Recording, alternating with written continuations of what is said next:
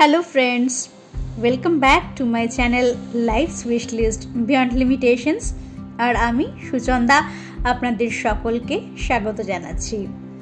আজকে চলে এসেছি এমন একটা জায়গায় যেটা বর্তমানে পর্যটন মানচিত্রে একটা নিজস্ব জায়গা করে নিয়েছে। নদী, পাহাড়, ঝর্ণা, বিভিন্ন ধরনের মন্দির আর প্রাকৃতিক সৌন্দর্যে পরিপূর্ণ একটা জায়গা। হ্যাঁ, ঠিকই ধরেছেন আপনারা অনেকেই। জানেন আজ কোথায় চলে এসেছি? আজ চলে এসেছি উড়িষ্যার কেওনঝড়ে, যেটাকে আমরা কেন্দুঝড় বলেও জানি।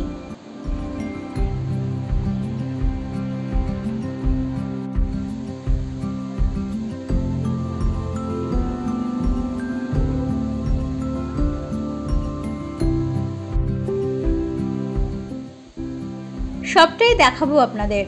আমাদের ট্রিপটা ছিল মাত্র দুদিনের। এই দুদিনেই আমরা কেন্দুঝড়ের বা কেওনঝড়ের বেশ কয়েকটা জায়গা ঘুরে নিয়েছি। তাহলে চলুন একেবারে শুরুর থেকেই শুরু করা যাক। শুরুটা যদিও ভালো হয়নি। আমাদের ট্রেন ধরার কথা ছিল রাত 11:45 চেন্নাই মেল। সেই দিন ট্রেনটা অনেকটা লেট করে ছেড়েছিল রাত 2টোর সময়। যাই হোক, পরের দিন সকালবেলায় মোটামুটি 8টা নাগাদ আমরা পৌঁছে গিয়েছিলাম জাজপুর কেওনঝড় জাংশন স্টেশনে। যদিও আমাদের পৌঁছানোর কথা ছিল কিন্তু মোটামুটি ভোর 4:30 নাগাদ। যাই হোক, আমরা ভেবেছিলাম খুব লেট করলেও হয়তো 5টা সাড়ে 5টার মধ্যে পৌঁছেই যাব। তো 8টা নাগাদ যখন জাজপুর কেওনঝড় রোড স্টেশনে নামলাম, প্রথমে বুঝেই উঠতে পারছিলাম না কিভাবে কি করব। দিনটা ছিল 15ই আগস্ট, অর্থাৎ আমাদের স্বাধীনতা দিবস। চারিপাশে ভারতের জাতীয় পতাকা উড়ছিল। আর এই কেওনঝড় রোড স্টেশনেও দেখলাম জায়গায় জায়গায় ওখানকার যে লোকাল দোকানদারেরা রয়েছেন ওনারা পতাকা উত্তোলন করছেন। সত্যি দেখে কিন্তু বেশ ভালো লাগলো। ওখানেই আমরা ওয়েটিং হলে কিছুক্ষণ বসেছিলাম এবং ফ্রেশ হচ্ছিলাম। তো সেই সময় ওখানকার একজন সাফাই কর্মী আমাদের বললেন যে 9টা নাগাদ একটা মেমো ট্রেন আছে, যেটা এই জাজপুর কেওনঝড় রোড স্টেশন থেকে সরাসরি চলে যাবে কেওনঝড় স্টেশনে, মানে যেটা আমাদের অ্যাকচুয়াল গন্তব্যস্থল সেই কেওনঝড় স্টেশনে। আর এই প্রাকৃতিক সৌন্দর্য আপনাদেরকে কি বলবো, একেবারে মনে করিয়ে দিচ্ছিল যখন ভাইজ্যাক থেকে আরাকু যাওয়া হয়। ঠিক সেই সময় রেল লাইনের দুধারে যে অপরূপ প্রাকৃতিক শোভা দেখা যায়, অনেকটা তার সঙ্গে মিল পেলাম এই ট্রেন যাত্রার। অথচ এটা কিন্তু আমাদের হিসাবের মধ্যেই ছিল না। আমরা জানতামই না এই ট্রেনটায় করে আমরা কেওনঝড় পৌঁছবো। আপনাদের সাথে এই ট্রেনটার ডিটেলসটা শেয়ার করে নিচ্ছি। ট্রেনের নাম্বার 68448। ট্রেনটার নাম পারাদীপ কেন্দুঝড়গড় মেমু ট্রেন। অ্যাকচুয়ালি ছাড়ার কথা সকাল 8:40। সেই দিন এসে পৌঁছেছিল দেরিতে, তাই ছেড়েছিল প্রায় আধ ঘন্টা দেরি করে সকাল 9:10। আর এই ডিস্টেন্সের যে ভাড়াটা লেগেছিল শুনলে অবাক হবেন, মাত্র 30 টাকা, কারণ এটা লোকাল ট্রেনের ভাড়া। অর্থাৎ Jajpur Keonjhar road junction station থেকে এই কেন্দুঝড়গড় যে লোকাল স্টেশনটা রয়েছে সেই পর্যন্ত পৌঁছেছিলাম আমরা মাত্র 30 টাকা পার হেড হিসেবে। যেটা আমরা যদি বাসে যেতাম তাহলেও অনেকটা খরচ হতো, আর গাড়ি ভাড়া করে গেলে তো বেশ কয়েক হাজার টাকা লেগে যেত। অথচ এত সুন্দর প্রাকৃতিক শোভা দেখতে দেখতে আমরা পৌঁছে গিয়েছিলাম আমাদের গন্তব্যস্থলে। কি দারুণ একটা আইডিয়া দিলাম তো। তাহলে নেক্সট বার আপনারা যখন প্ল্যান করবেন, আপনারাও কিন্তু এই ট্রেনটায় করে কেওনঝড় পৌঁছতে পারেন। এবং আমি গ্যারেন্টি দিচ্ছি, এই ট্রেন লাইনের দুধারের যে প্রাকৃতিক শোভা আপনারা দেখবেন, সত্যি সেটা কিন্তু মানে আপনারা হয়তো কল্পনাও করতে পারবেন না। আমাদের তো ভীষণই ভালো লেগেছিল। এমনিতে আপনারা যদি বাই রোড জাজপুর থেকে কেওনঝড় যান, তাহলে আপনাদের মোটামুটি 142 কিলোমিটার মতো যেতে হবে, আর সময় লাগবে এই ধরুন 3 ঘন্টার মতো।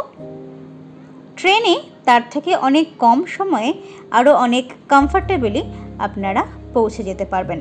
তবে হ্যাঁ, আপনাদের যদি এমন প্ল্যান থাকে যে আপনারা সাইট সিইং করতে করতে কেওনঝড় ঢুকবেন, তাহলে কিন্তু আপনাদের এই ট্রেনটা না ধরে যদি আপনারা জাজপুর থেকে গাড়ি ভাড়া করে সাইট সিইং করতে করতে কেওনঝড় যেতে চান, সেটাও আপনারা করতে পারেন।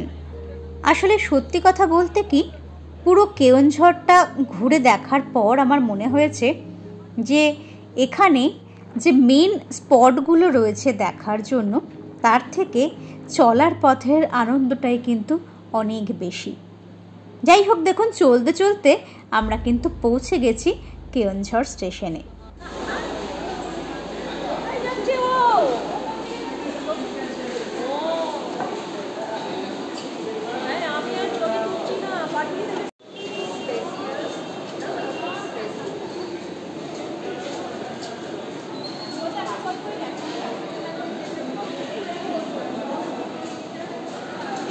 কেন্দুঝড় স্টেশনটা এত সুন্দর করে সাজানো হয়েছিল আমাদের জাতীয় পতাকা দিয়ে, যে বারবার করে ইচ্ছে করছিল ওখানটাতে কিছু ছবি তুলেওছি অবশ্য।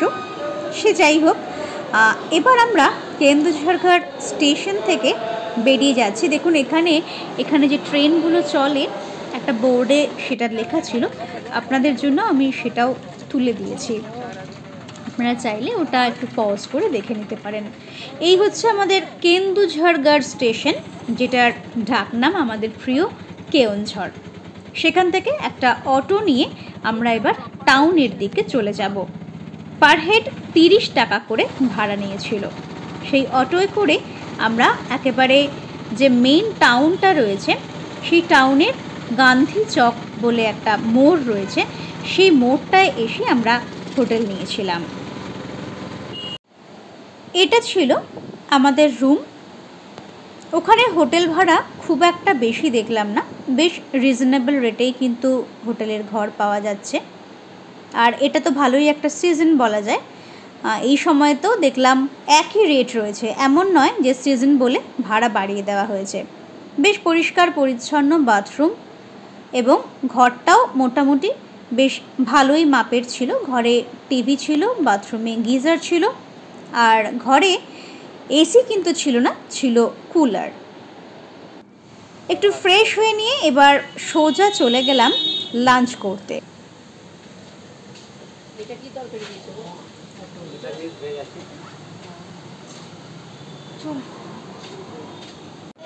লাঞ্চ করে একটু রেস্ট করে নিয়ে সন্ধ্যাবেলায় বেরিয়ে পড়লাম। ওই গান্ধী চকের কাছাকাছি একটা রাধাকৃষ্ণ মন্দির আছে, সেই মন্দিরে। তার পরের দিনই ছিল জন্মাষ্টমী। অনেকে অবশ্য সেই দিনও জন্মাষ্টমী ব্রত পালন করছে। মন্দিরে বেশ ভিড় ছিল, আর মন্দিরটা খুব সুন্দর করে সাজানোও হয়েছিল। ভেবেছিলাম মন্দিরের ভেতরে হয়তো ছবি তুলতে দেবে না, কিন্তু সেই দিন সেটাও দেওয়া হয়েছিল।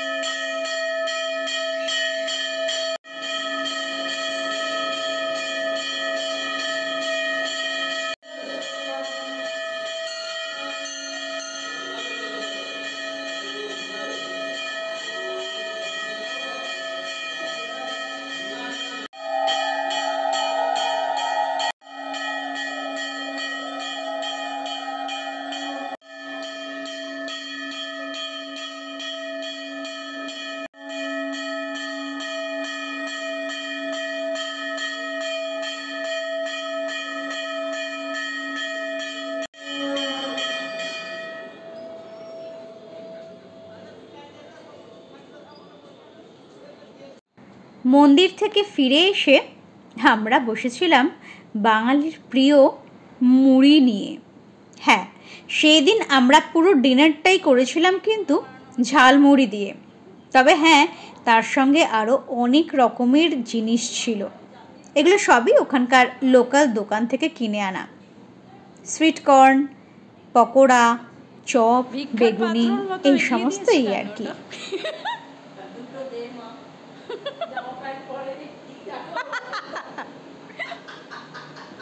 এই ছিল আমার এই এপিসোডটা। পরবর্তী এপিসোড নিয়ে খুব তাড়াতাড়ি ফিরে আসবো আবার। ধন্যবাদ।